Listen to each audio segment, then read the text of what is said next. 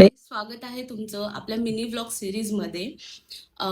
हा आपला व्लॉग 2 आहे आणि पहिल्या व्लॉगमध्ये मी माझा इंट्रो दिला होता, ते तुम्ही चेकआउट करू शकता. सो आजचा आपला टॉपिक आहे जंगल थीम केक.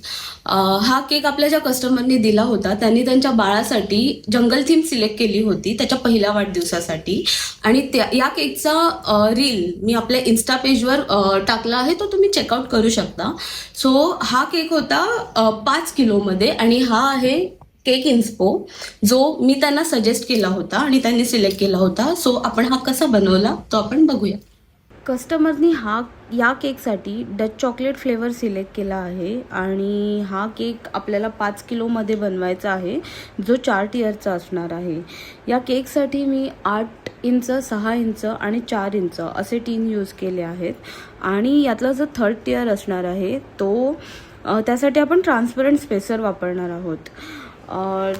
या केकसाठी मी 3 प्रमाणे प्रीमिक्सची क्वांटिटी डिसाईड केली होती, जेणेकरून केकची प्रत्येक टियरची हाईट आपल्याला इक्वली मिळेल.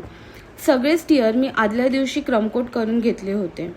आता मला इथे तुम्हा सर्वांना एक महत्त्वाची टिप द्यायची आहे, ती म्हणजे जेव्हा आपण टॉल केक बनवतो किंवा बल्की केक असतात तेव्हा मी त्यांना जास्तीत जास्त सिक्युअर करते, म्हणजे ट्रॅव्हलिंग दरम्यान मला भीती नसते की केक डॅमेज होईल. आता सिक्युअर करते म्हणजे नेमकं काय करते, तर या केकचंच उदाहरण घेऊया. हा केक मला 5 किलोमध्ये बनवायचा आहे आणि तोही 8, 6 आणि 4 इंच अशा टीन साईजच्या स्ट्रक्चरमध्ये बनवायचा आहे. सो माझा प्रत्येक टियर हा टॉल बनणार आहे.